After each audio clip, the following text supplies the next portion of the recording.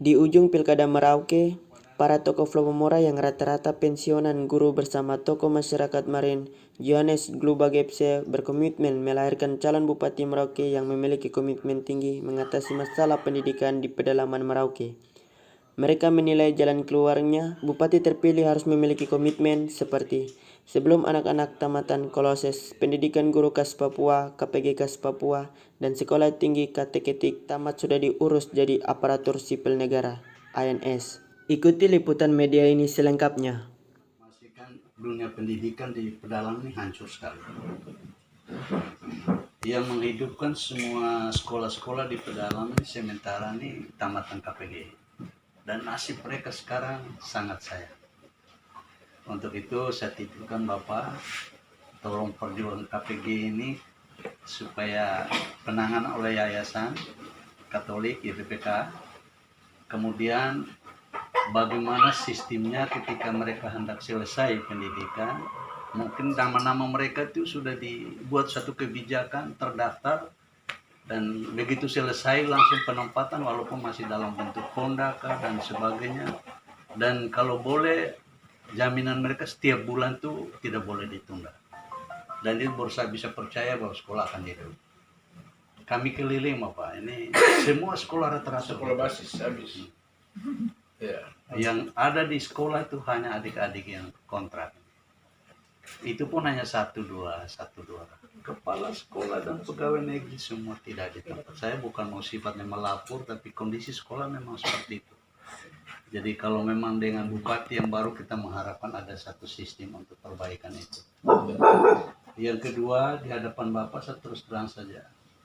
Saya dengar OP ini di kota ini, tapi di pedalaman mereka sangat mengharap siapa saja masuk di tempat ini, mendidik anak dengan baik, membantu kami di gereja, di masyarakat, dari manapun kami siap menerima mereka. Itu yang pengalaman yang kami jalani selama ini. Tapi memang ketika kita masuk dalam kota ini kelihatannya beda. Kami tidak bisa bersuara banyak, tapi dalam hati semoga ada satu kebijakan ke depan untuk menangani sekolah-sekolah ini. Saya lebih bahas secara khusus sekolah Katolik. Karena yang saya kunjungi adalah sekolah-sekolah Katolik. Bahkan guru agama tidak ada di sekolah Katolik. Jadi perlu kita garis bawahi KPG dengan STK. STK harus orbitkan guru-guru agama supaya bisa diedar ke sekolah-sekolah. Sedangkan KPG ini guru-guru kelas. Mereka sangat hidup. Memang di satu sisi juga masih ada golongan yang lain, tapi mereka bekerja dengan baik. Selalu teriak hal yang salah. Saya ada pengalaman Belanda ini. Odo Opo itu sekolah-sekolah guru zaman dulu. Semua anak yang sekarang lagi dididik di KPG itu sama dengan sama Belanda. Begitu dia tamat, dia langsung terima beslet. Itu sudah keputusan. Jadi dia tidak perlu jadi Honda lagi. Nah itulah salah satu kekhususan yang harus dibuat oleh negara ini.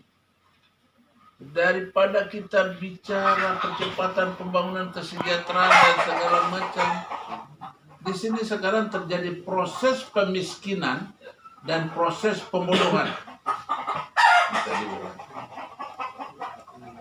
Sekarang yang masif sekarang sedang mengalami adalah proses pemiskinan dan proses pembunuhan.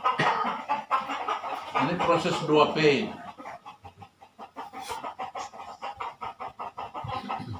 Kita bikin formasi khusus. Tamatan KPG itu begitu dia lulus, waktu dia di wisuda dia sudah dapat SK langsung. Tugas. Jadi tidak perlu lagi harus tunggu Honda. Dia kan sudah dididik jadi guru gitu, terus harus Honda lagi.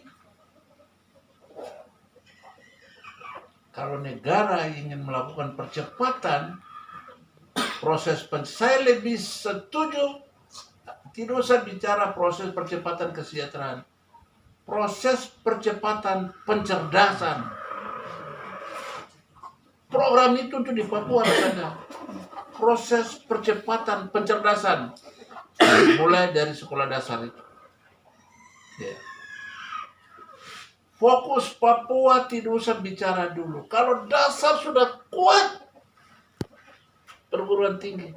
Saya ini kan tamatan dari 4M, membaca, menulis, menghitung, dan mencomat.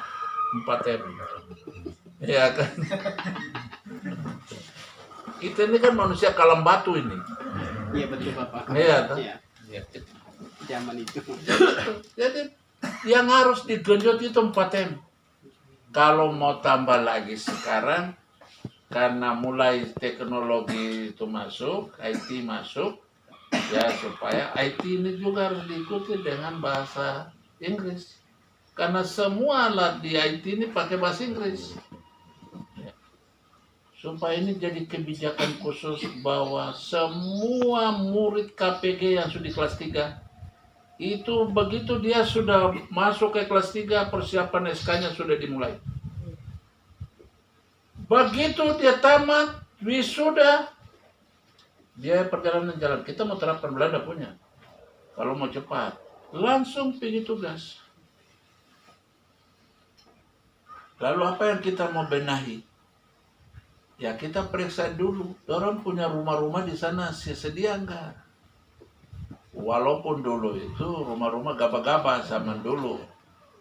Iya. Sekarang sudah. Jadi yang kita harus siapkan adalah kita hitung guru-guru mana. Kita mau bicara soal rasio guru murid atau kita mau bicara soal mata pelajaran. Ini kurikulum ini kan harus difokuskan gitu, sehingga mereka punya standar gaji dengan dana otsus. Di sekolah-sekolah itu harus dibiayai dengan dana otsus, jadi dia diangkat dengan SK khusus, jadi tidak tunggu dia harus tes lagi.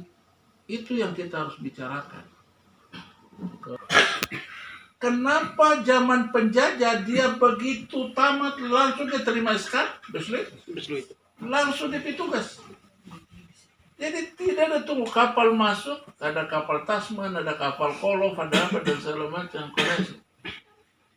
Langsung sampai di sana orang kampung sudah siap dan dayung.